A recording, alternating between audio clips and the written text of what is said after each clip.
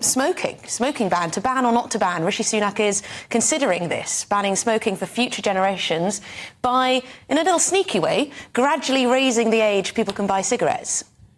So a poll by YouGov said 71% support the idea. It would see Britain following the footsteps of New Zealand, which recently introduced similar measures to try to stop children picking up the habit. Yes, so we have author and broadcaster Julie Kirk, and we also have Reem Ibrahim. Thank you very much indeed for joining us. Reem is from the Institute of Economic Affairs. Should we start with Julie? Make the case for this policy. Do you think it's a good idea to have this sort of incremental ban of cigarettes so that young people will never be able to get their hands on them? I do. I think it's come too late, actually. It's one of the first things Rishi Sunak's done that I really agree with. I think young people are now vaping, which is leading them to smoke, which is leading to a new generation of smokers. So we know we've talked about vaping before. But I also think that smoking itself, if we were to start smoking now, if no one had ever smoked before and they said, look, inhale this thing, it's going to give you lung cancer, it's going to give you high blood pressure, it's going to take years off your life, it's going to infect, make other people smell your smoke. We wouldn't do it, would we? We just wouldn't do it. It's about time as well that smokers took responsibility for themselves. People end up in hospital with smoking-related disease. They say they're all for, they make the case for, I'm responsible for my own health, let me smoke. They don't have private health care. They then go and use the NHS to sort themselves out when they become incredibly unwell from smoking. Reem, you were shaking your head when Julie said that vaping is a gateway to smoking. Do you disagree with that? I do disagree. There is absolutely no evidence of that. And actually, Queen Mary University today published evidence that there is absolutely no evidence between the connection between vaping and smoking. We've also got to remember that vaping is at least 95% less harmful than smoking. So I think it's actually quite dangerous to be propagating these kind of ideas, because it's actually quite harmful for many smokers that want to quit. But ultimately, incrementally increasing the age of sale of tobacco is dangerously illiberal. You're effectively going to be treating the adults of the future like children. We could be in a position that, a 41, 42-year-old will be waiting around for a 44, 45-year-old to buy them some tobacco products. It's awful. And effectively, you're taking away that choice from many individuals. Remember, smokers make up about a fifth of the UK population. I say, let them choose. But it kills people, Reem, you know that, and it's a huge burden on the NHS, which people listening and watching this programme have to pay for, and it puts enormous strain on that NHS, which is already under huge pressure. Absolutely, and actually, if you want to save the NHS, you've got to buy more cigarettes, because the amount of tax that you pay for when you're buying those cigarettes. I mean, cigarettes at the moment in the UK, actually, the cost of them are about 85% tax. So if you really care about the NHS, buy some more cigarettes. I am joking, of course, but what I will say is that when it comes to the way in which people treat their own health, of course, as a result of having the NHS, we've got a socialised healthcare system that we spend just below £200 billion a year on every year. And ultimately, because the government control our healthcare, the government also control our health.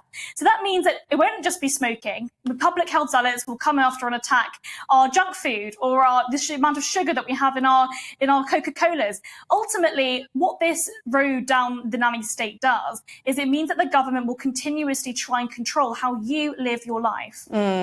Julie, we've already seen, vaping has been used as a tool by the NHS to get people off cigarettes.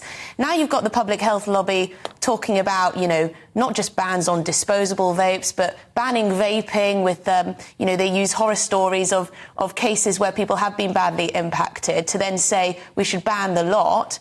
Would you support a ban on vaping as well?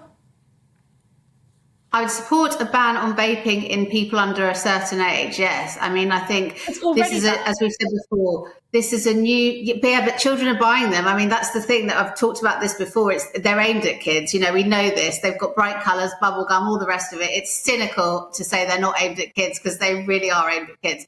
But I think that smoking itself, we're talking about Rishi's suggested ban at the moment. And I think, vaping and smoking, you can't talk about the two mutually exclusively. They are linked to each other. And I think people who smoke need to accept that they are killing themselves. They are making themselves ill. Even if they don't die of lung cancer, they'll get high blood pressure. They'll get a stroke. All these different things that cost the NHS millions and millions of pounds. Yes, so if we know it, why don't we take steps to ban it? I'm sorry, this is an absolutely absurd argument to make. This idea that smokers somehow don't know that smoking is bad for them. I guarantee you, every single smoker in this country is fully aware of the health implications of what they're doing, and yet they still choose to do so because they have any other reason. Potentially, they actually enjoy smoking, for goodness sake. I think it's really. But Reem, do 16-year-olds know? Do 16-year-olds really know how damaging smoking is? Do they really know the damage it's going to do to their health long term?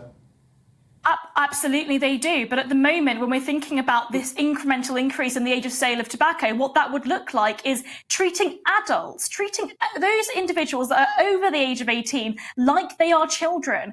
It's already illegal for 16, 17-year-olds to buy cigarettes. And, we talk about the impact of disposable vapes, for example. Disposable vapes are already illegal to be sold to under 18s. You're absolutely right. They are being sold to under 18s, and that's a failure of law enforcement. We don't need more legislation, more nannying from the government. What we need is for law enforcement to actually enforce the existing legislation. Julie, would you go the whole hog and just ban cigarettes outright? So none of this phasing out over the years. Just get rid of them altogether. I wish I could say yes, but I really don't think that's possible. Obviously, if you could wave a magic wand, I think even smokers, if they're really honest, would say that, because they know they've started something that's a road to ruin. And our guest just said, yes, smokers know they're killing themselves, smokers know it's bad for them. Well, then I suggest they all go and get private healthcare then and stop using my NHS, because I don't want to pay my taxes for people who know they're killing themselves to end up in hospital. So kids with cancer and other people can't get the resources they need. You could say that about obese people, though, too, and then you're left with no one getting any treatment. Exactly. Because obesity is killing more people than cigarette smoking, Julie. Well, yeah, this is true, but of course we can't ban food. Food is something we all need. Yeah, but you can ban processed food. You could ban processed food. You could ban processed food. You could put a much higher tax on processed food. But that's a whole different ballgame, because at the end of the day, there's the whole look at poverty. Most poor people have to buy processed foods because they can't afford fresh food. That's a whole different discussion about why, the poorer members of our society are reliant on processed food, and that's a different debate. Well, that's a debate we could continue with, but we've run out of time. But great to talk to you both. Thank you very much.